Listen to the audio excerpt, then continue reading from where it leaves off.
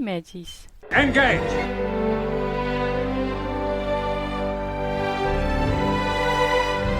Tea Earl Grey, hot. There are times, sir, when men of good conscience cannot blindly follow orders.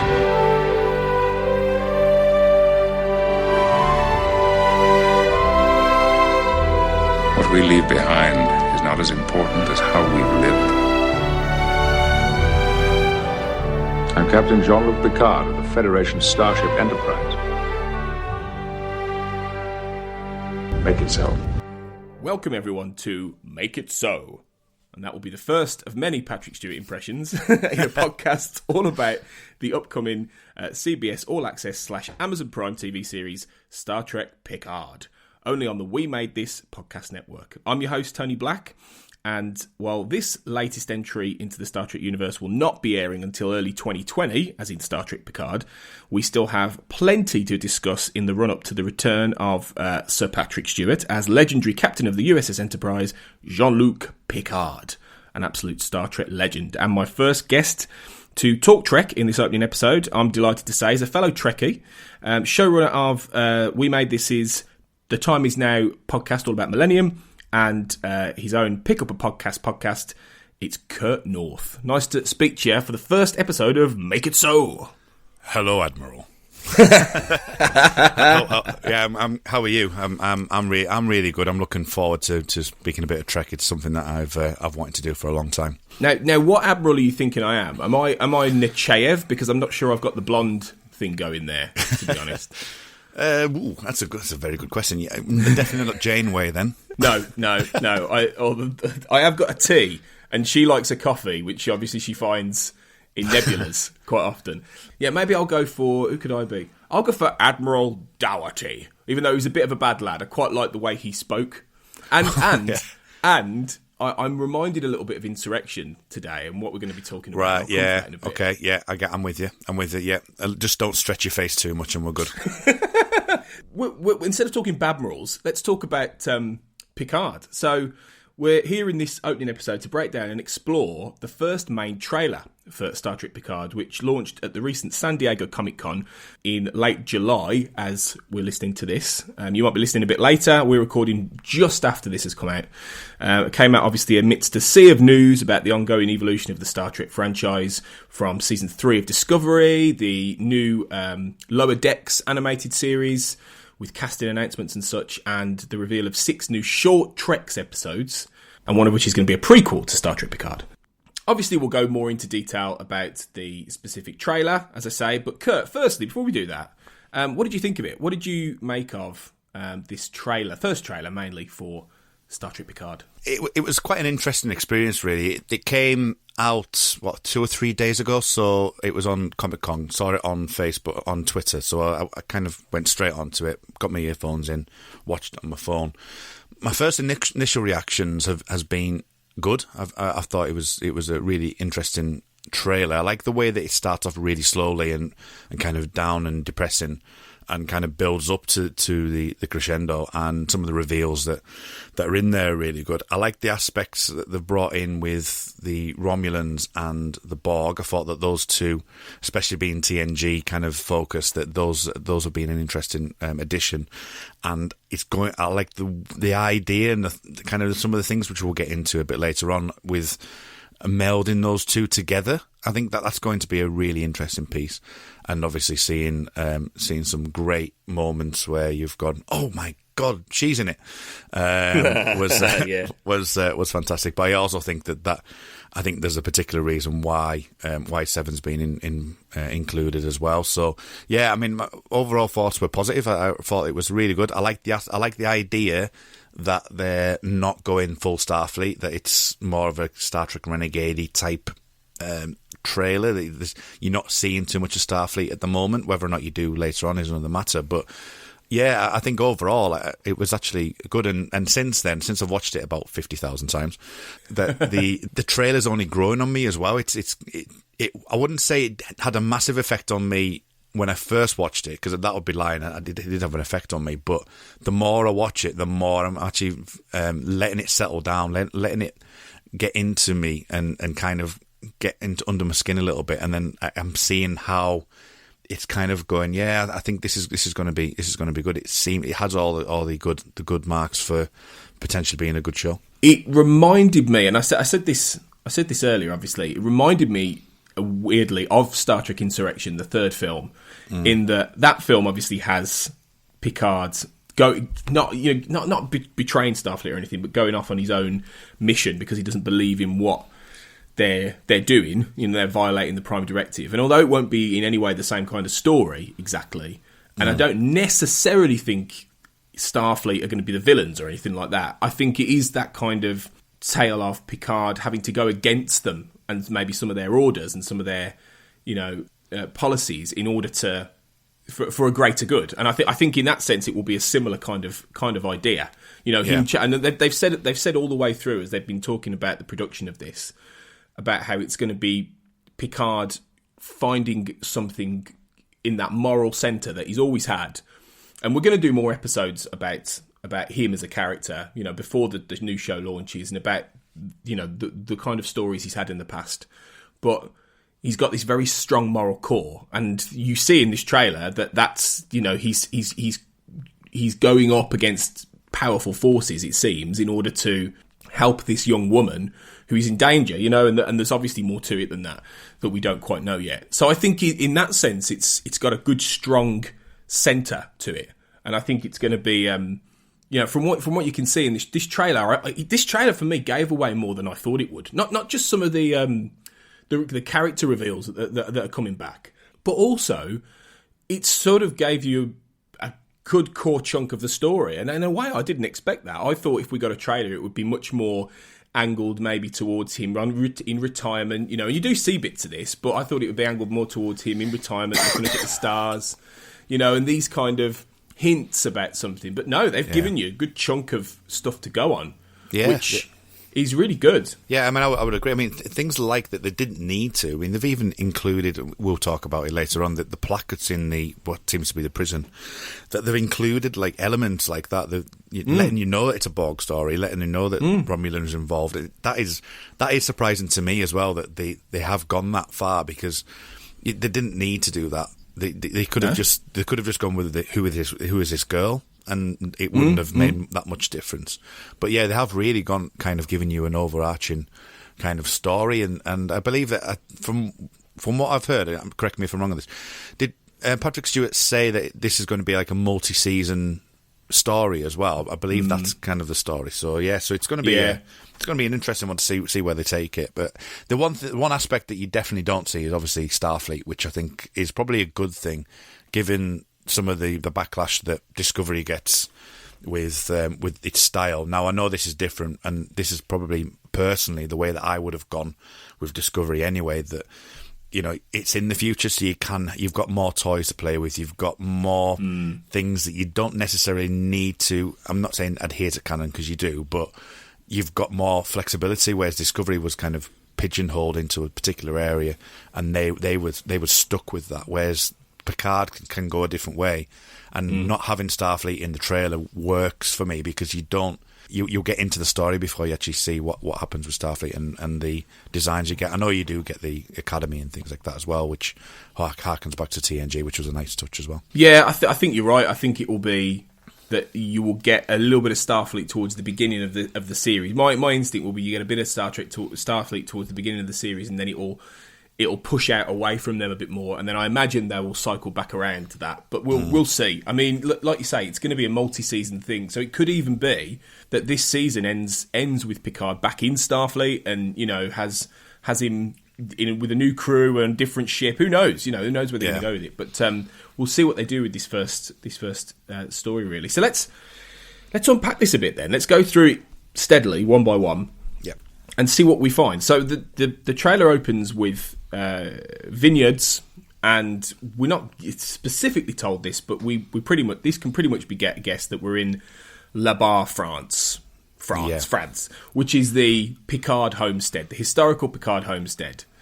because his family were vintners and farmers in very provincial, very beautiful France, and he, if I remember my Picard lore right, he was one of the few people to go off exploring, going to Starfleet, and it kind of caused a bit of a rift between him and his brother, Robert.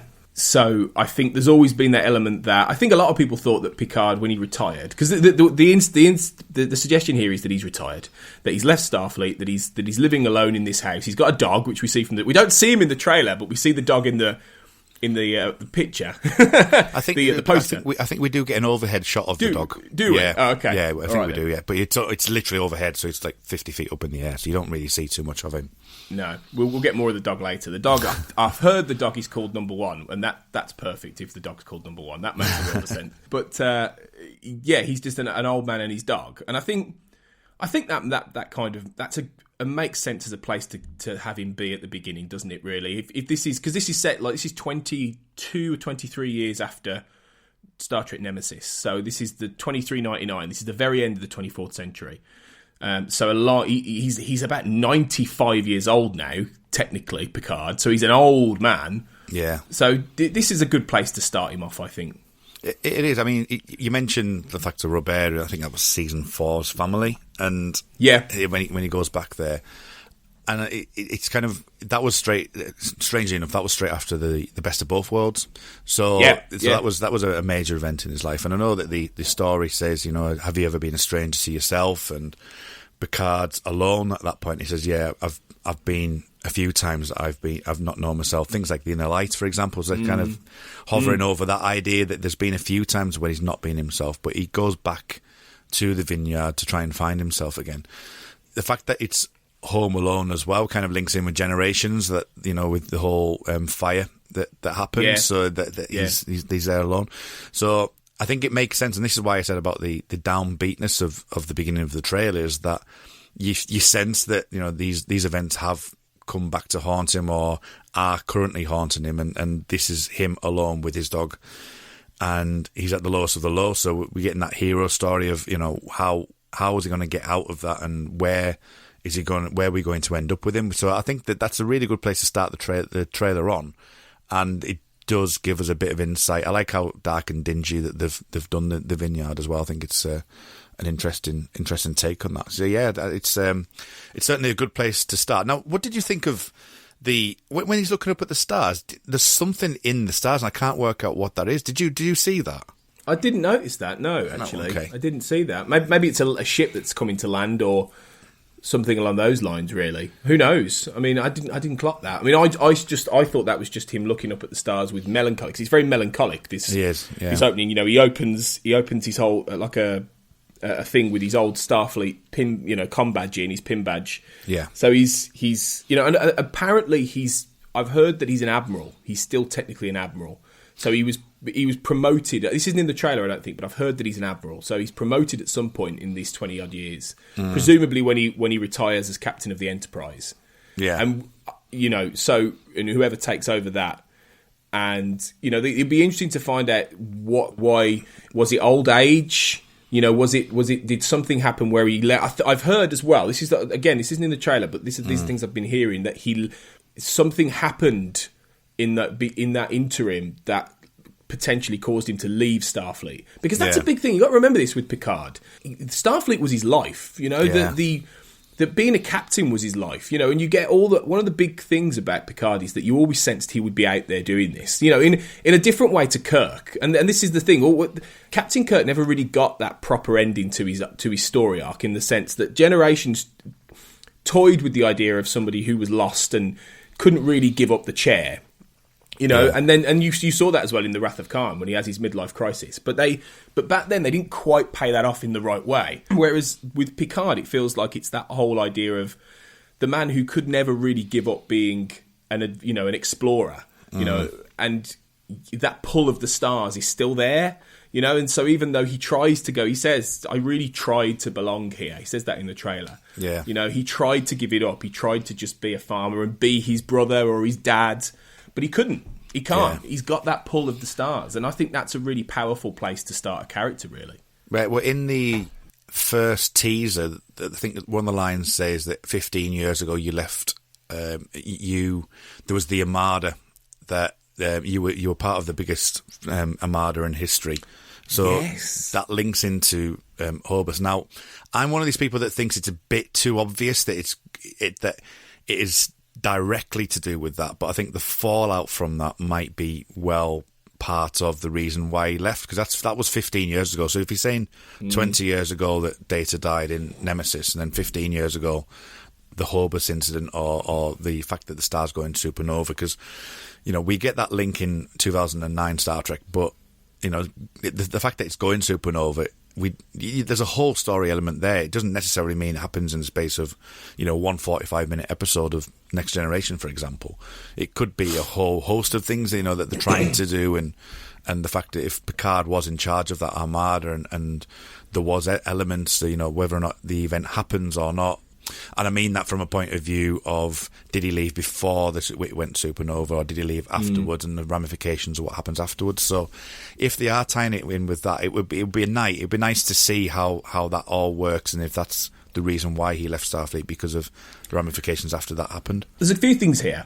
2009 Star Trek was co-written by Alex Kurtzman, who obviously is the overarching producer behind this new iteration of the Star Trek universe. He's not the showrunner of this. Michael Chabon is the showrunner, but Kurtzman's as much involved, and he brought Patrick Stewart to the table and everything like this. So they're all working on it together. So Kurtzman was almost certainly involved to some degree in the prequel comic Countdown, which aired just before the Star Trek 09 film, and it tells the story set in the end of the 24th century, I think it's 2387, I think Hobus is. And it talks about the steps that are taken to try and help the Romulans. Yeah. Or when they realised, when this happens and they realise the supernova's coming to the planet, and you've got obviously Spock, because it's old Spock who then goes back through the thing. We see that in the film. And then the alternate timeline's created. But helping Spock in that is Picard, is Data, is Geordi, is all of these guys a bit older, and they've got a specific role to play in helping Spock get that red matter in, and their hope is that they're gonna stop it. But obviously that doesn't happen, and Hobus does get destroyed. But Countdown has them in interesting different places. Picard is the ambassador to Vulcan in that comic. Yeah, so he's already left Starfleet by that. Well, he's already left the Enterprise by that point. And Data is back, essentially, and he's now the Professor Data role you saw in All Good Things, when you had the flash forward to him as the Cambridge professor, if I remember rightly. So Data is like in that kind of role, and he's back, because at the end of Nemesis, obviously, Data dies, but B4, the other android that's found, essentially has his consciousness downloaded, so Data's sort of still alive. So you've got all of these things that are there, so it's whether or not Kurtzman is going to keep that as canon, or he's going to tweak things, and he's going to have that be different. But my only issue with that is, you can do that, and you can eradicate that comic, fine. There's no problem with that. But I think to avoid Hobus would be really difficult to do, given you had in canon the original Spock go back. I think that would be really, you can ignore all the Next Generation connections to Spock's mission, but you can't ignore Hobus. Yeah, so I think it would be interesting to see. The Armada's got to be that. I remember at the end of Nemesis, he has a good relationship with the presumed new Empress, Donatra.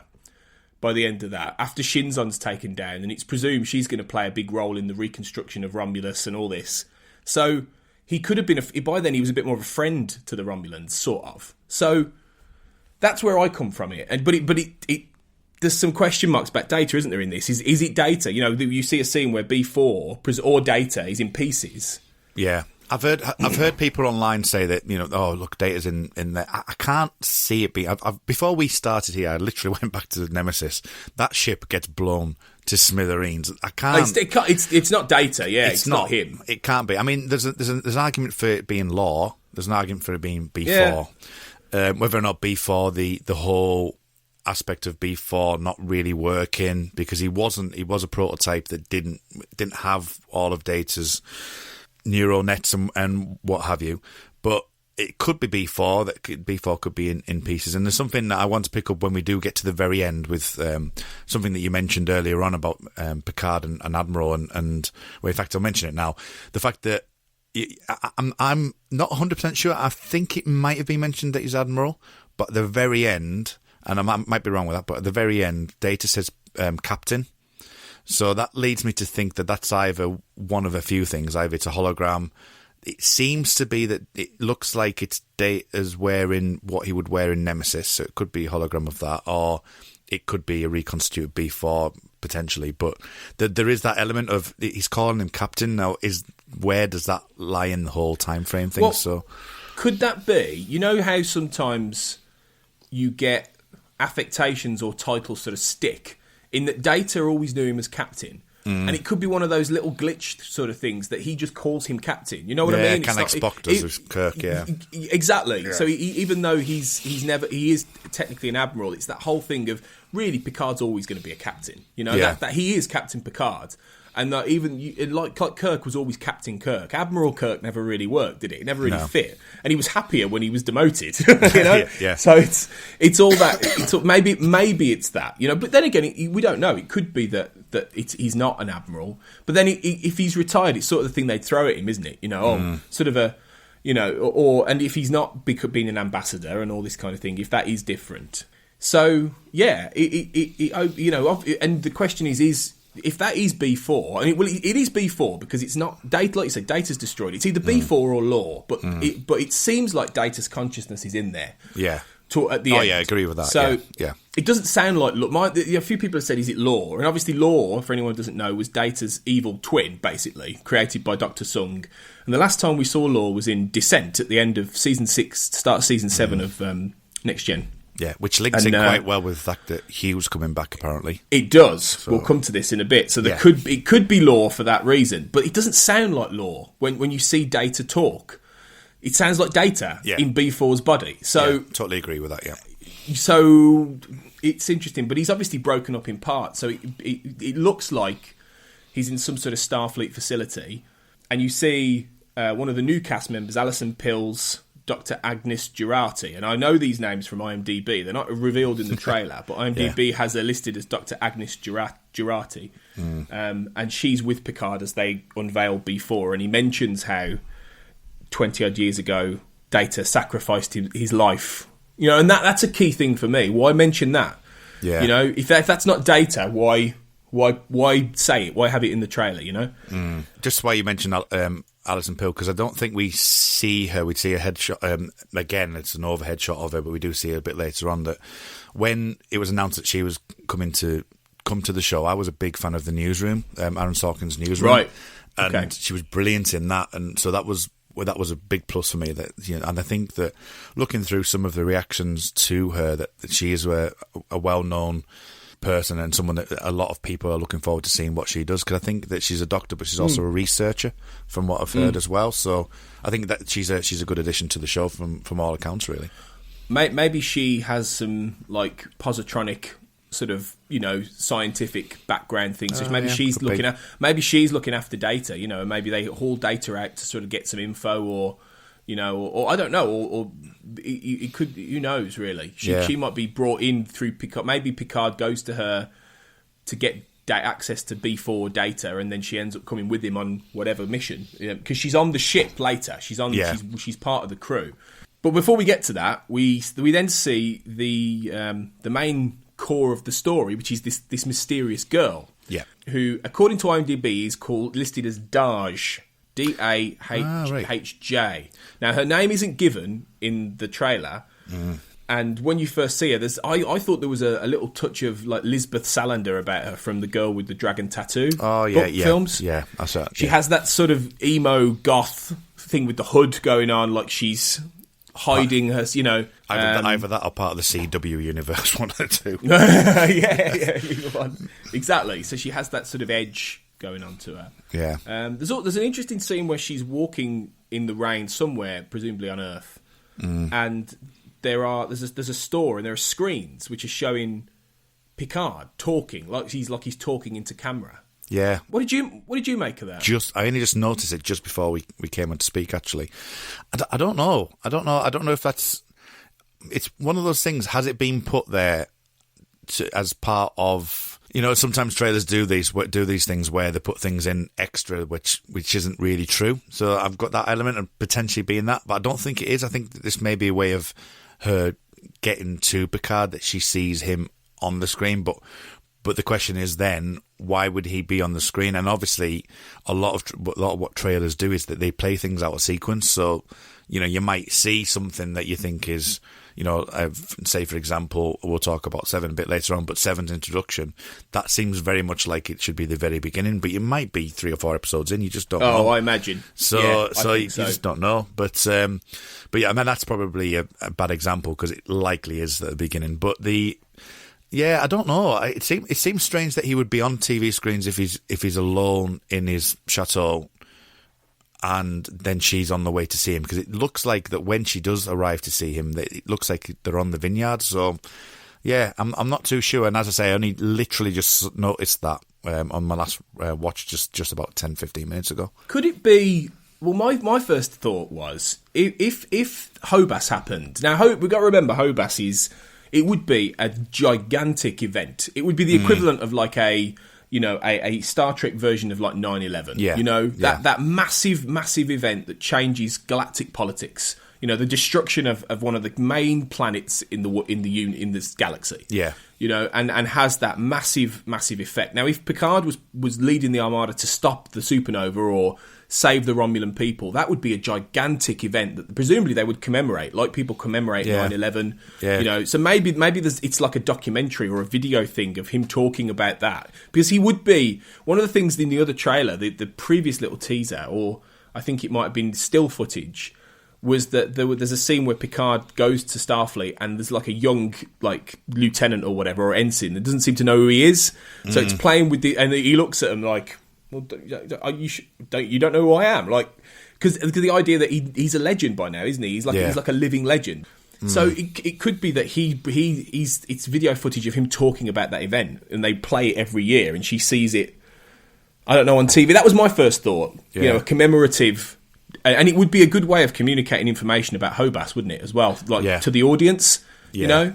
Yeah, because we've got to remember that people might be coming in this cold and don't know anything about Star Trek at all. So they've got that usual fine balance of trying to balance what we know as fans compared to what someone who's going to go into it from the start. So yeah, exactly. You do need that backstory. Going back to, like, sort of say 9/11, for example. I mean, just from personal experience, that it's such a big event in our history that, you know, us two, both of us will remember what happened and how it happened and everything that happened around it. But I was watching it on TV. Yeah, exactly. You know, I was there watching it happen. Yeah, exactly. I mean, we ended up going to a pub opposite the road just to get to the TV to find out what was going on.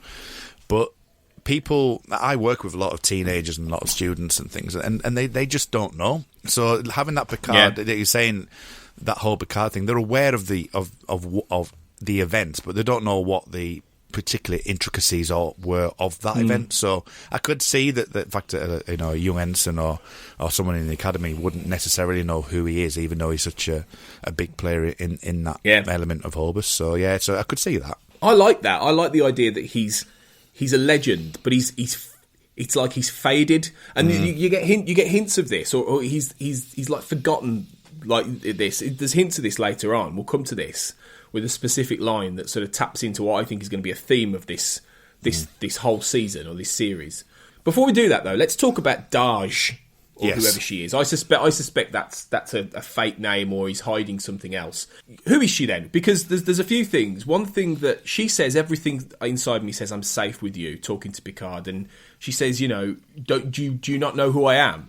And and later, when he's talking to the Admiral in Starfleet, he says, if this girl is who I think she is, then blah blah blah. So there is a suggestion that we should know who this is, or we should have a good guess. So what do you think? Because they don't give us any specifics. We know she can kick ass because we see her fighting mysterious sort of assassins and being very sort of kung fu-y. So who is she? Well, who do you think she is? I've struggled with this over the last few days. There's been quite a few things that have been thrown out there. Is she Lal? Don't think so. I just don't see it. It's a Picard-centric Remind people show. who Lal is. Remind them. Lal was an android that was Data had built himself, who became what he called his daughter, and she was everything that he needed to be. She was more human than Data was. But in the end, it was too much, and her programming decided to break down, and she had to be disassembled. So that was an episode of TNG. So that was Data's daughter. But the reason why I don't think or can't see it being Lal is because it's a Picard-centric show. It's not a Data-centric show, and I just can't see the connection being formed that way. The other element is that it could be another story that I've heard put out there is that, and I'll explain who this is as well, is Shinzon and a Romulan's offspring. Now, Shinzon was a clone of Picard that was in Star Trek Nemesis. So that's an element, and that does involve the Romulans, so that there's more gravitas towards that's a potential.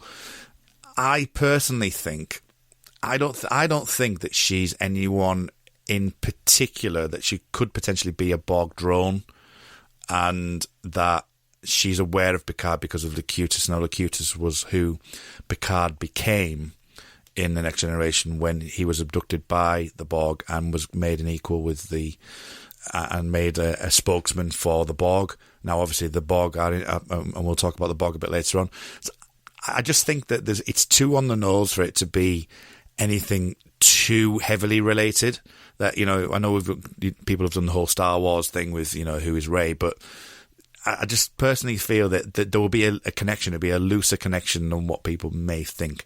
So at the moment, I think it's potentially something like a Borg drone or an element of something along those lines. I'm inclined to agree, to be honest, because I don't think it's going to be somebody we've seen before. Like, you know what I mean? I agree with you about Lal. It doesn't fit really. The episode was The Offspring, I think, in TNG, and it was a Data-centric story, completely. So yeah. In terms of the Shinzon thing, I think it would be an interesting story because the Romulans are definitely involved, and we'll come to this a bit later. And they seem to be the bad guys, or that some of them seem to be the bad guys, from what I can tell. I think that the people attacking Daesh are Romulans. Yeah, they seem to be in they're like in black sort of suits, but they look like Romulan disruptors. Yeah. So they look like a team of Romulans. So the Romulans are after her for some reason, but I do think she's some kind of Borg. There's a Borg connection, definitely. I think it makes sense because if you think about it, the Shinzon story was quite key to Picard, but it wasn't.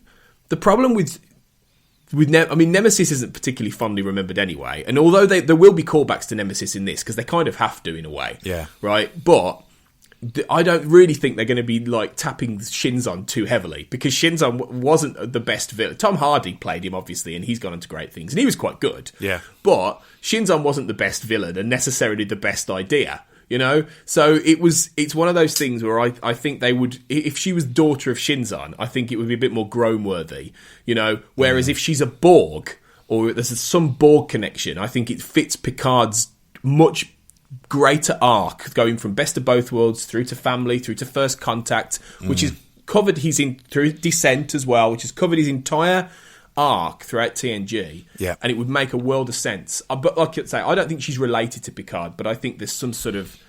I think the Borg Queen is going to pop up in this. I've got a real vibe that we're going to see the Borg Queen and Alice Krieg back as the Borg Queen. I think that's going to be a big surprise towards the end. Because there's no reason why the Borg Queen couldn't still be back. She had loads of different versions of her. And yes, okay, she was destroyed in Endgame at the end of Voyager. But why bring back Seven if you're not going to have the Borg Queen back or something like that, Yeah. So it's like, I could see it happening. It wouldn't surprise me at all. Alice Krieg is still going. She's still involved. She does Trek conventions and things. She's still got links to them all. So... Anyway, we'll come to that later. But I think, yeah, I agree. I think she's some kind of Borg connection. There was as well. There's a theory go around that it's something to do with the Borg Queen. That she's something to do with the Borg Queen as well. Again, yeah, I think so. I think there's an element of that, but I don't know if it's again on the nose as like the Borg. It's a new Borg Queen, or I don't know if that's going to be a bit too far, or it's the Borg Queen's daughter. She's been in one of those chambers. I don't know. I'm not sure if I completely get that, really, but I think that one element... It's a leap. It is a leap right Yeah. now. I mean, that's guesstimation, really. Yeah. There's nothing to suggest that. No. Yeah, exactly. And obviously we don't see it in the trailer, but we do find out that Hugh's coming back. Now, whether or not there's another there's another question of, is it Hugh's daughter? That's another potential. So now maybe we let's explain who Hugh is. So Yes. Hugh was character played by Jonathan Delarco in, I think it was season 5 of TNG, in an episode called Borg, which was an episode where the Enterprise crew find I can't quite remember all the specifics of the plot, but there ends up being a Borg drone that they get on the Enterprise, and he ends up becoming much more humanized, and he's called Hugh, and they call him Hugh, and it's one of those stories that then, Voyager very much then goes down that path. Let's put it this way, without Hugh, you'd never have had Seven. You never would have had the Borg children in Voyager. You would never have seen all that sort of stuff going. Episodes like Unity in Voyager, which is all about half, recovered Borg drones, on colonies and things. All that stuff Voyager took, and Brannon Braga took from Borg. Yeah. And that was the opening. And Hugh then is sort of salvaged from the Borg collective, and he's sort of separated. And then he comes back, I think, in Descent, which is the season 6 finale and season 7 opener, which is where Lore essentially takes control of the Borg. And this is before this is before the Borg Queen, because we don't get the Borg Queen till First Contact, even though they retcon it, so she's sort of lurking in the background of Best of Both Worlds, but she's not in Best of Both. You know what I mean? She's not in Best of Both Worlds. So I don't know if you remember any more specifics about Hugh, but I think we might have seen Hugh in this trailer, and I think he could be the body in that facility. There's or somebody who's lying there with scars. I think that's Hugh. I must admit, I thought it was a Romulan on the bench, but when I've looked again, the ears aren't right. So it could be Hugh. I tried to have a look at the still before we came on air, because I know we were going to talk about Hugh, and obviously finding out Hugh was in it.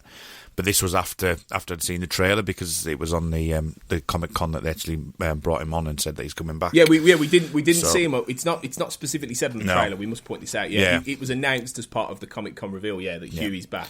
So and looking on there, I don't know if it looks like him. I think it could just be potentially a bit of backstory about what's happening on that prison ship, or if it's even on the Borg cube, or wherever it is. But I did think it was a Romulan. I'm kind of changing my mind a little bit, so potentially it could be Hugh.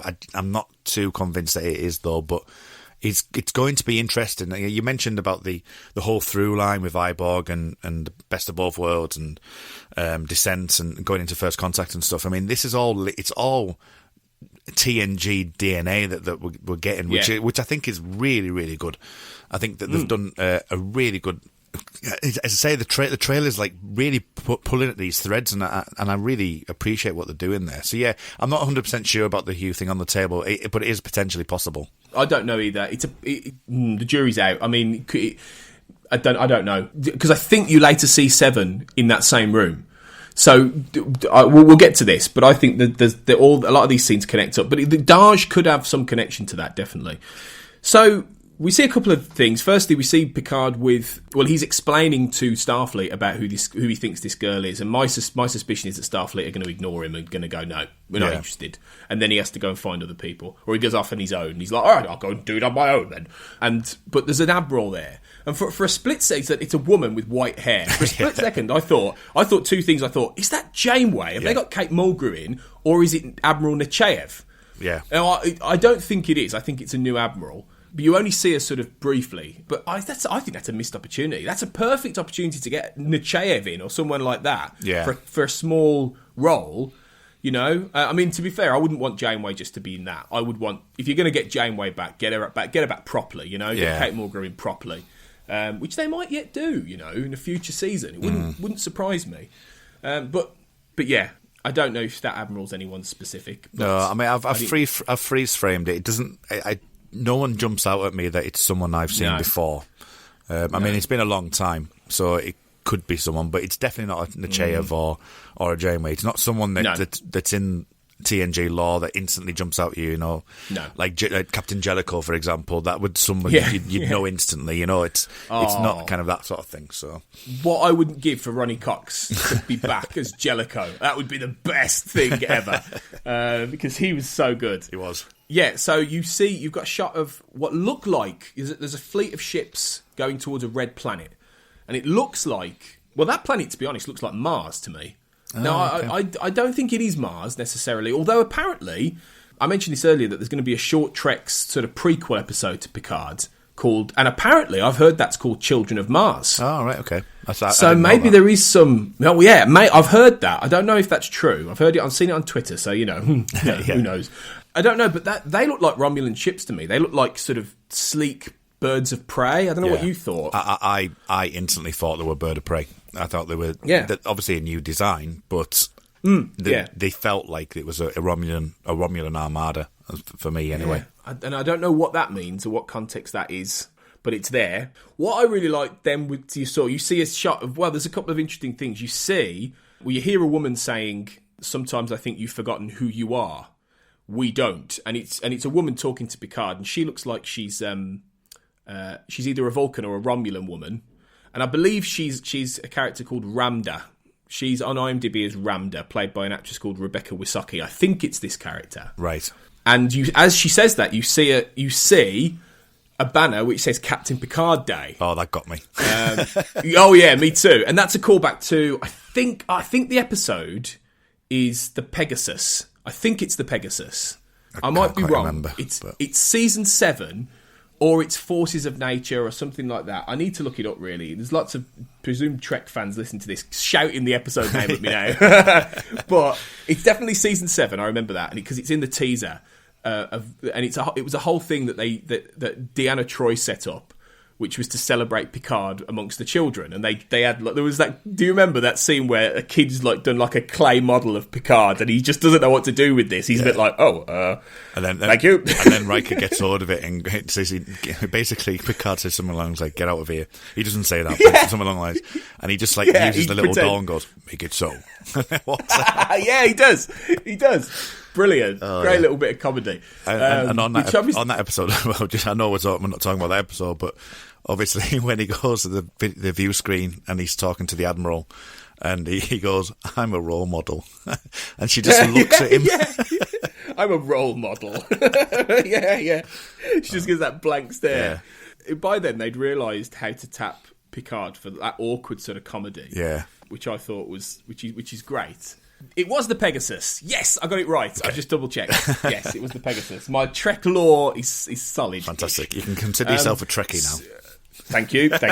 But on that Captain Picard Day, I believe, I think they're doing this in Las Vegas as well, that it's part of a travelling museum that they've got going on, and they've got various elements of the TNG. Yeah, so I think they've designed that for the museum that they've got going around, but also obviously for the show. Now, I've looked at that Picard Day sign a few times. It does look like it could potentially be the Enterprise.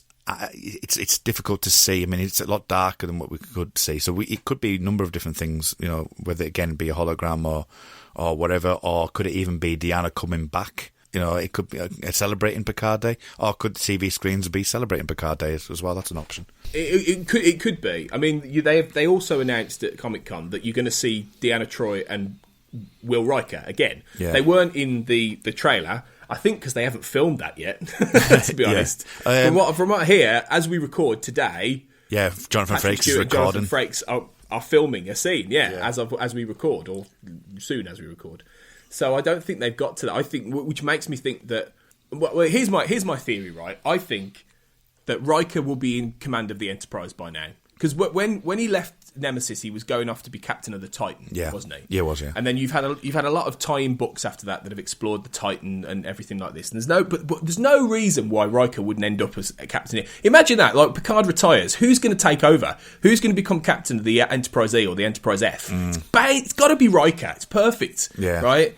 So, older, maybe an admiral, because in All Good Things as well, he's an admiral and he's in control of the Enterprise. Yeah, so I think you'll get Admiral or Captain Riker and Deanna Troi as his number one or whatever, and they are still celebrating Captain Picard Day. That's my theory. Okay, so on that theory, do you think that the Enterprise E or the Enterprise F, and that brings in Star Trek Online, because the Enterprise F isn't built for a while on Star Trek Online, but the E will be like, what, 25, 30 years old now? I think if there was canon, I think they would ignore. I think it would be Star Trek Online. To be honest, I think they're more likely. I think they're more likely to go with Countdown because it was tied into 09, the film. But I think they'd ignore Online, and I mean.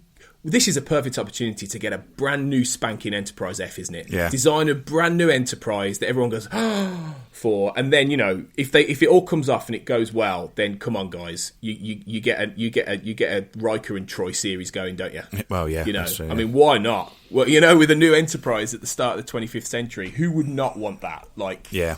Anyway. Well, you've only got to look at what's happening with the short treks for Anson Mount and exactly. And the that thing that seems Comic-Con half mentioned that, are they considering doing a TV show with Spock, number one? Oh yeah, and Pike. There's that element of the short treks are now out. They're coming out. They've got that element. Are they going to bring that in? So if that was popular and everyone was demanding that show, and it looks like it potentially could happen.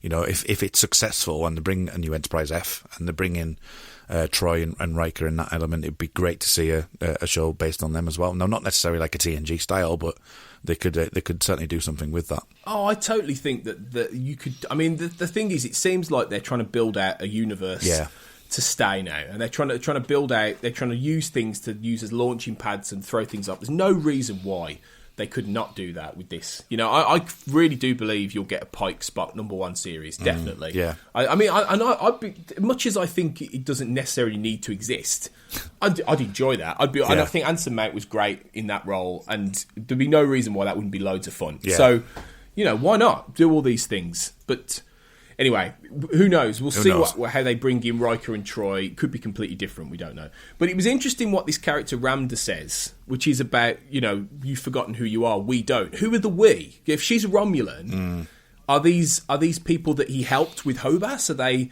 Is there like a Picard cult who still believe in him? How does he get this crew together? That's what I keep wondering. Yeah, I think the aspect of it, if it is Romulan.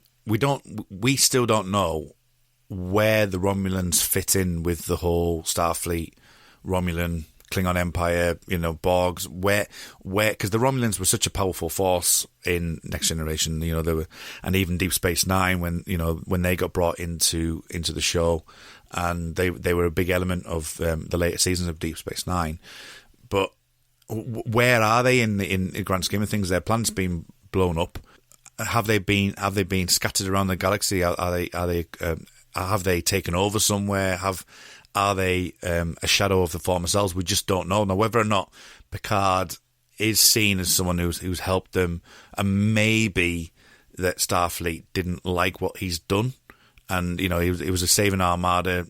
Did something happen and change the way that Starfleet view it, or is it more straight faced than that? The fact that he did such a great job for them with the Armada that that he's held in such high esteem, and he's forgotten just how important he was to that history. It could be. I mean, that would make sense from a thematic point of view, wouldn't it? Really, that he's that again. It goes back to the insurrection thing, in that maybe he went the extra mile for Romulans when Starfleet was saying, "No, pull out. We can't do this," and he's like, "No, they need our help. They need my help," and he does that. And maybe then they're like, you, and he quits. Maybe he quits. Maybe he says, "Right, I don't want to be part of this then anymore. I quit. I give it up."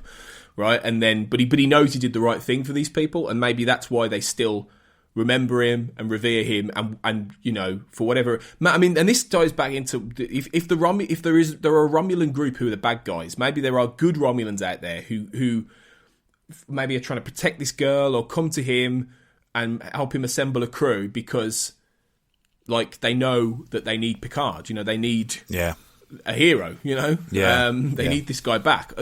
Who knows? But it's interesting the way she says we don't. I really like that. Yeah. That's it suggests there's a group of people there who haven't forgotten Picard's legacy. We start to see this mysterious room which you mentioned earlier, this facility, which has, and if you freeze frame it, you see this, and a few people have blown it up, which says this facility has gone 5,000. I think it's 5,084. Is it five? What number is it? 5843. 5843 days. Thank you. Without an assimilation, which I read it and I was like, what does that mean? like that suggests that, I mean, that's a long time. What, 548? How long is that in years? I need to break that down, really. Like I don't. That's a lot of years, isn't it? Yeah, it is. So yeah. what does that mean? Like, it looks like it's a facility. Is it a Starfleet facility? Is it a former Borg facility? I mean, I thought that you get towards the end a shot of a Borg cube. Yeah. And it looks like there are ships flying around this, that look like Romulan sort of raptors flying around this Borg cube, if I was right, if I see it rightly. What if this is a Borg cube that has been turned into a facility of some kind? Well, this is where I started going. My same with you, saying, "Oh, what?" The fact is, because when I froze frame it, I was like, "Oh, hang on, wait a second." Now, there's definitely Romulans on there. We can see Romulan disruptors. You can see the Borg regeneration units behind them as well. When you look in the top frame, there's two regeneration units behind him. Yeah. So there's definitely some sort of Borg element to it. Now, being that it's been 5,843 days without assimilation, tends to make me think that they are messing around with either nanobots or something as part of the Romulan Empire, whether or not they're trying to rebuild something or create something out of Borg technology. Are the Borg even still around? That's a big question, because is that cube just in space, and it's a massive cube, so... Let me blow your mind here a little bit, Kurt, okay. right? Yeah, go on. Live on the podcast. I've just done some maths calculations. Okay. And was it that it was said that it was 15 years since the Armada? Yes. If you do 365 times 15, you get roughly 5,475. All right, okay. That means that 15 years ago, or thereabouts, 16 years ago, that this Borg whatever it is, this facility hasn't been assimilated for 16 years. Does that mean that Picard wasn't that Armada wasn't about the Romulans, that it was a Borg invasion? That's a very good question, yeah. What if they've incorporated the novels, the Destiny novels? Are you familiar with the Destiny tie-in novels? I'm familiar with them, but not through reading them. So the Destiny tie-in novels are this massive event in the tie-in novel universe that they built towards, and they've basically been playing off ever since, which was the biggest Borg invasion of the Federation you could ever imagine. And it basically, in that timeline, in that continuity, it destroyed the Borg. Essentially, the Borg were revealed to be this. It was a time travel thing involved, right, ultimately, and the Borg were wiped out basically by the end of it. And lots of characters died, and it was a massive event. Imagine like in a comic book continuity, like a Crisis. Yeah. That kind of thing. Yeah. It was huge. It covered all of the different shows, all different characters. And it was a great story. And loads of people have been saying, will the show incorporate bits of that? So what if that happened? What if in the mid-28 whatevers, like after Nemesis, there's a massive Borg invasion, and Picard has to do that. And then this facility was liberated, and when they stopped the Borg or whatever, they've had control of this Borg cube or whatever for 15 years. Yeah, that would Eh? You'd be able to mine so much from that. You would, because there's so much you can deal with that. If it's Romulan owned, it's the Borg are no longer there. They've got all the technology they could ever want from millions of species that they can drill down in. The Romulans are at the low ebb, so they need to build themselves back up. I think it'd be a perfect thing, and that I didn't even think about how many years ago 5,843 days was. It didn't even enter my mind. But yeah, the Armada thing works. So yeah, that is really interesting. And I hadn't thought of that until just now when I was totting up the years. But yeah, it is around just 15, 16 years roughly. Right. Yeah. So it could fit. It could fit, and maybe Hobas was something else, and it wasn't a Romulan Armada that it was all about. But who knows? Yeah. And I tell you what, if that is the case, I hope they have some flashbacks to a massive Borg invasion and the Enterprise E fighting that. Imagine. But that would be fantastic. Yeah, well, I'm just thinking that linking that, right? Okay, so we've got 15, 16 years ago, there's this Borg cube. Now, if Daj is involved in some way, how old do we think Daj is? Early 20s? Well, yeah, she might be 16. Yeah. Like they might just have got an actress who looks a bit older, but she might be. Yeah, maybe she is. Maybe she was born around that time. So that's a bit of thread that we can look at. So yeah, I think I'm gonna have to go away and sit in a dark corner and think about that for a few hours. Well, while we do that, we get then some flashes of the crew. So by then, Picard. It looks like Picard's on a ship. We don't know what this ship is yet. We don't see this ship. But to me, it doesn't look like a Starfleet vessel. It looks more like a mercenary kind of ship. For me, it looks like a cargo ship because of how deep the bridge is. Because it's not really a bridge either, is it? It seems to be just one long corridor. So So maybe it is a cargo ship. And you see various shots of the cast. So you see Alison Pill again. You see. Santiago Cabrera, who plays a character called, according to IMDb, Cristobal Chris Rios. Now, we don't get these names, again, in the trailer, but we see these characters. And Santiago Cabrera's been in quite a few things. He's quite a well-known face. And he seems to be the captain. He seems to be in charge. Yeah. He's sitting in the captain's chair. So that's interesting. He's a fairly big character. It seems you've got a character, a woman who looks like quite an action woman, a black woman called, according to IMDb, Rafi Musika is her name, played by Michelle Hurd. Yeah, but we don't know anything about her. Well, Michelle Hurd is in, or has been in, whether or not I'm actually watching the season 4 of this at the moment. I think season 4 of a TV show called The Blind Spot. And, is that the one with the tattoos? Yeah, the one with the tattoos. Yeah, Jamie Alexander with the tattoos. Yeah. So Michelle Hurd plays the girl with the tattoos mother, but the mother's she was in a big story over the first couple of seasons where she was in a group called Sandstorm, and she was the main antagonist against everyone. That she was a really action kind of hero, kind of not action hero, action packed. She was absolutely. Headspace was in destroying America effectively. That she wanted a new world order effectively. So she's good at that, playing that role. She's good at playing like an action star role. So I think that she'll work really well. She also appeared in Hawaii Five-0 as a wife as well. So I've seen her in a couple of things that she's got good range. Michelle Hurd. So I think she's going to be good. I've heard that she has had past experience with Picard as a character that it seems to be that from that scene you could take away that, and maybe not this one, but there's a scene where you see her looking with a rifle, where it feels like that Picard may be going to her for a particular reason, that they've got some sort of history between them. So I've heard that on the grapevine as well. So I'm looking at that. That's the second person that I've seen that I thought, she'll be good. So she's got good history for me. So that's good. I don't know much about her, so that's interesting to know, really. You then got a character, a Romulan guy with long hair, and his name apparently is Elnor, played by Ivan Ivagora. I think he's a fairly new actor on the block. Yeah. But he's got a sword. Yeah. This guy's got a sword. So he looks like a cross between like Legolas from Lord of the Rings and like a Japanese samurai. Yeah. And you see the Picard and him seem to.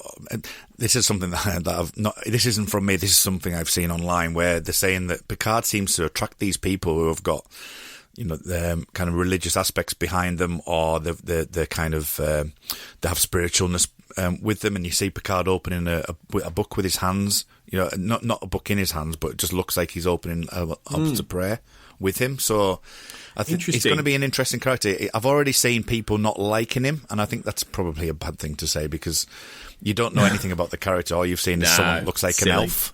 So he does look like an elf, but it's silly. Yeah, you're gonna get the idiots come out, aren't you, and say things. But yeah, so you've got an interesting little crew here. You've got an older Romulan man as well who says something to the point of you need a crew. I don't know who that actor is or who that character is, but it looks like he's in a similar place to Ramda earlier. So it could be that there's this group of Hobas refugees or Romulans who get Picard involved for whatever reason and help him put this crew together. It could be. So that's interesting. You then see Picard on what looks like an alien planet, and he's travelling. Now, I think this is going to be and it looks like a planet with like a encampment and things like that. I think this will be after Starfleet saying, no, on your bike. He goes off then, looking for whatever, this girl, or looking for answers about something, goes on a quest. He's got a bag with him. Yeah. And I'm pretty sure this is where he meets up with 7 of 9. I think this is where 7 is. Yeah. And this was the moment where my jaw dropped. And I saw it on Twitter first. I saw I think it was Trek Core had put a screenshot of 7, and the tweet was just like in shock. Me and my wife were hosting some friends, and we had some friends over for the night. And we were all in the back garden having a drink, everything like that. And I happened to go on Twitter, and I just had to excuse myself. So I was like, what is this? And then I went and found the trailer. And so I couldn't believe it, though. Yeah. I mean, I've seen an interesting comment about how somebody was asking, does Seven's presence in this validate a lot of the Voyager stuff with the Borg? Is this retroactively going to have made a lot of dodgy choices in that show worthwhile? I can see that, but they don't necessarily need to go down that route anyway, because the story's not going to be... The story, again, is based on Picard. Now, I think having 7 there is a really important aspect, purely because she is ex-Borg. You've got Hugh, who was ex-Borg.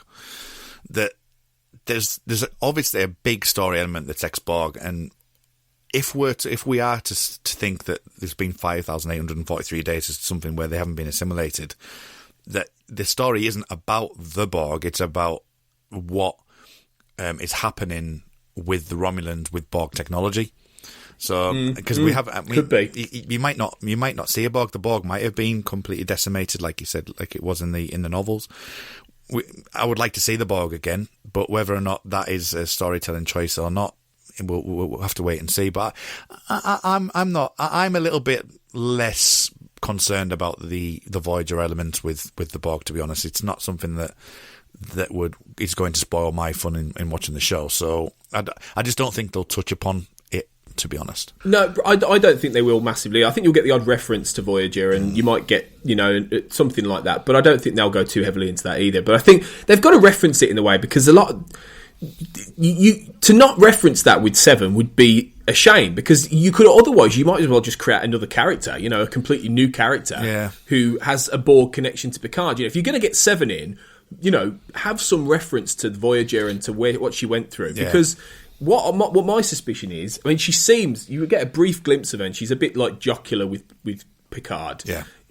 She seems more like she's now Annika Hansen, which was her human name before she was assimilated. Yeah. Seems to me like she's humanised a lot more over the 20-odd years, and I would bet money on the fact that when she came back to Earth, Picard took her under his wing as a former Borg himself, briefly, and became a mentor and helped her transition into human life. That makes a lot of sense, doesn't it? If he's like a father figure to her, or he was when she came back, But what's her connection to all this, though?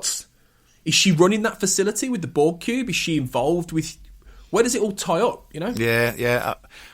I think you'd still have the link, obviously the link that the Borg have. The Borg are able to, they were working as one, and, it was one entity with thousands and thousands and millions of drones.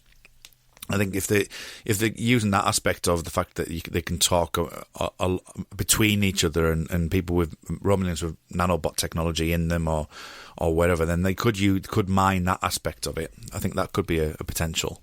Yeah. So that's. I like that idea. Yeah, I like the idea that Romulans are playing with Borg tech. That feels exactly the kind of thing they do. Yeah, definitely. Yeah. So but I just think having it's the fact that they're bringing in 2 ex-Borgs it kind of really kind of gets my juices flowing a little bit with it, because they're obviously doing something, and they're using ex-Borg people to bring the story forward, and I think it's a natural way to do it. So I'm going to enjoy the aspect of how they're going to bring that into the show and what they're going to do with it. But the likes of Unimatrix Zero and stuff like that, I just don't see that happening. I can't see it happening. No.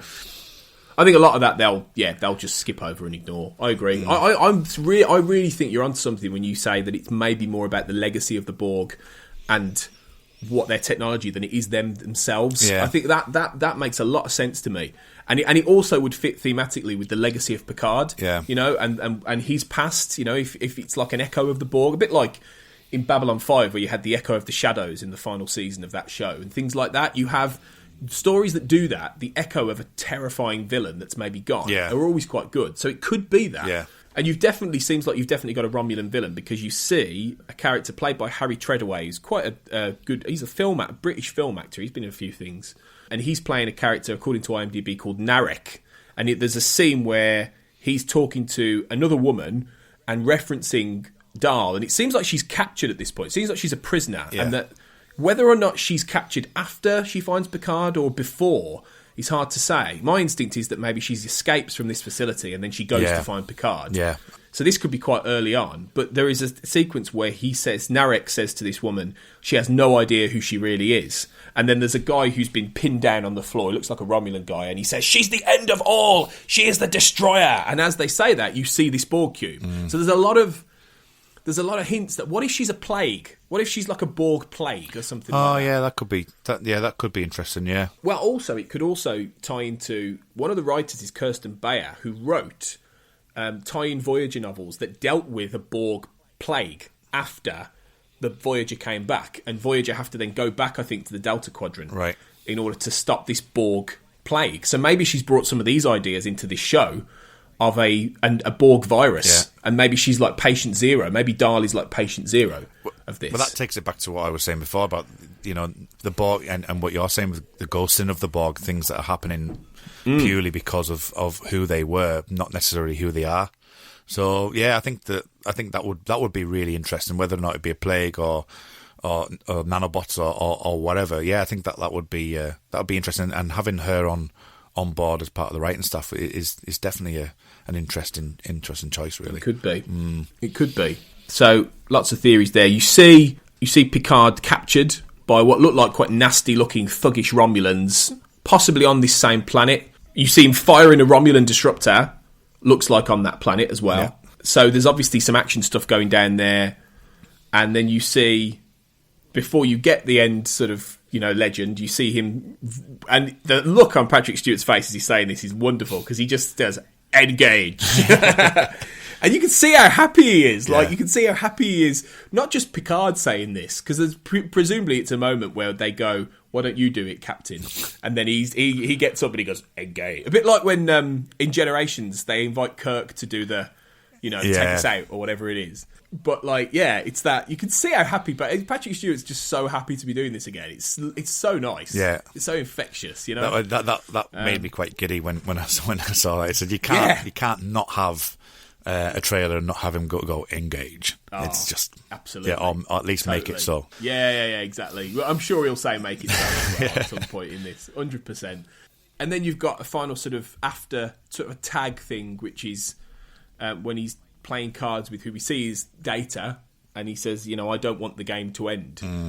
And that, again, I think ties into the whole idea that he doesn't want to just retire and, you know, live that life. He wants to be out exploring. He wants to be the captain again. Yeah. Which is why I think it could potentially be a hologram. That it could be... maybe. It could be. That, you know, that's kind of a safe space, you know, because Data... If we take the beginning of the episode saying that 20 years ago Data died, and at the end we're seeing Picard with Data, and in Picard's mind he's so affected by that death that he's going back and not reliving it, but wanting to be in that safe space with Data. That for me is more thematically cohesive than having Data back full time. So I don't know if that's kind of where they may be going with it. The only thing, I think you're right in terms of why I don't think Data will be back full time at all. I don't think you'll see Data or Seven or Riker or Troy in all of these episodes. I think you'll see them crop up in like one or two episodes here and there. Yeah. Definitely. I don't think they'll be in all of it. But I think the only thing that makes me think it's not hologram is the shot of the disassembled parts of the android. Yeah. Like that's what makes me think that he's set up again for whatever reason, and that it's the actual android, but he's just been taken apart. And that's why it could be lore, because maybe why would you take B4 apart? Like, what's the point of that? Just have him Have him be there doing stuff. Like, why if Law, you take him apart because he's mad, you know? Yeah. But, you know, but maybe over the years they've reprogrammed Law to be Data. Maybe they got Law's body and they turned him into Data, you know? Mm-hmm. Maybe. Yeah, that's possible. The only thing I'd say for it could be B4 is that B4 didn't, in long-term, work. And they had to disassemble him because he just wouldn't work. And maybe. That's the only way I could see it being B4. Could be. But yeah, who knows? I think playing that part with Picard, I think you're right there. I think whether it's a hologram or whatever, I think that's exactly what it'll be. And that's it. That's the end. That's it. That's all we get. I say all we get. We get loads. A lot more than we expected. Unpicked. Yeah, and I think we've made a good stab here of what the story might be, or some of the story might be. There's lots we don't know yet, which is great. Yeah. There's lots of gaps we're filling in. There's loads of areas, I'm sure, when we come back to this in 6 months, we'll be wrong. We'll be going, what the hell were we on about? Borg plagues? What? That's not... That's rubbish. What, 16-year-old girl? I can't be right. Yeah, we're like, hey, what? She's clearly 35. She's clear, yeah. So, yeah, we'll see. I wouldn't be surprised if a few other surprises crop up with this year. Yeah. I would put money on Beverly Crusher popping up at some point as well. Yeah. Because you've got that relationship with Picard that was very much sort of suggested might go somewhere. And hopefully Worf, because Worf and Picard were really... I mean, they've got to get Worf in somewhere. You know? There's no way that Michael Dorn will not come back to Worf because he's obsessed with the character. So he loves Worf, and he's for years he's wanted a Worf show. Yeah. Like, he would absolutely drop everything to come back. They all would. You know, they'd all be back. You know, and... I wouldn't be surprised if you see all of them. In fact, I mean LeVar Burton as well. I would not be surprised one bit if in the last episode of that show you get all of them together again in a room, even if it's just for a cameo. I mean, do you think? And they're all there. With it being a multi, I think they said 3-season multi-story. Do you think that they would maybe not get them all together, but have them sprinkled through the 3 seasons? Yeah, definitely, definitely. And they're all still here. They're all still with us, as far as I know, as far as I can remember. So yeah, there's. Anyway, we'll see. We've definitely got like Data, Riker and Troy anyway, so we'll see about the rest. But yeah, so there we go. That's the first episode of Make It So, our dedicated Star Trek Picard podcast. Thank you for tuning in to this, way ahead of time. And thanks, Kurt, for joining me. It's been really fun to talk about somebody with, as you know, equally as knowledgeable, if not more, Thank you. about all this. And you're gonna come back to talk about some of the episodes with me in more depth when they air and things like that. Looking which forward will be to great. that. It's a long way off. Yeah, but I'm sure it will soon come around. So it will. This year has flown by already, so it'll be January before we know it. Which I think it will be January when it lands. Yeah, I assume. Well, they said January, they February. did say it was going to be late 2019, didn't they? So they've knocked it back a little bit, but yeah. So it'll be good. Until then, where can people find you then? Until you're back on Make It So. Yeah, you can find me currently with, as you mentioned at the top of the hour there, on The Time Is Now pod. So that's on Twitter at The Time Is Now, which is a show on Millennium. We're currently towards the end of season 1. I think we're kind of 2/3 of the way through season 1. So you can find me on there. I do have a 10-episode Pick Up a Podcast as well, which is at Pick Up a Podcast. That's me interviewing people who do podcasts and get a bit more history on them and their shows. That will be coming back. I'm looking at maybe 2020 is when I'm going to bring that back and do another 10 episode season, so that'll be good. And if you need to find me anytime, the best one to get me on is at rmuldrake. That's RMULDRAKE. And that's on Twitter, and that's a play on the X-Files. It's a spin-off of Jose Chung's From Outer Space, where he renames Mulder Reynard Muldrake, so you can find me on there. Awesome stuff. And you obviously crop up on our dedicated X-Files podcast, the X-Cast, regularly as well. Yep. And you'll be on that a lot. So, yeah, you can find Kurt there. Brilliant. And you can find me on Twitter at AJBlackWriter, and we'll give you all the details of the show in the credits. But we'll be back later in the year before the show debuts, I should say, in 2020. And we're going to, as I said earlier, we're going to talk more about Jean-Luc Picard, his history on TV in The Next Generation, in the movies, a little bit more about his character, and try and maybe figure out a little bit of what might have happened a bit more in these intervening years since Nemesis.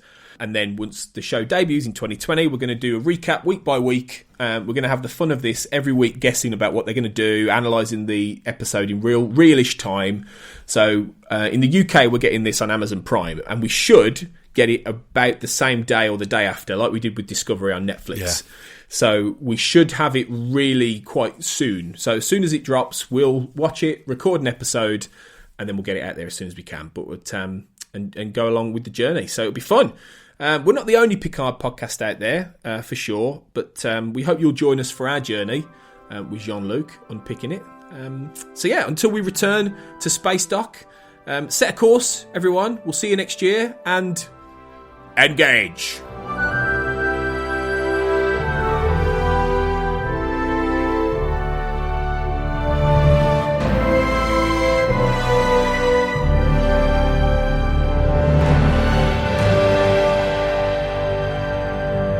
Let's see what's out there.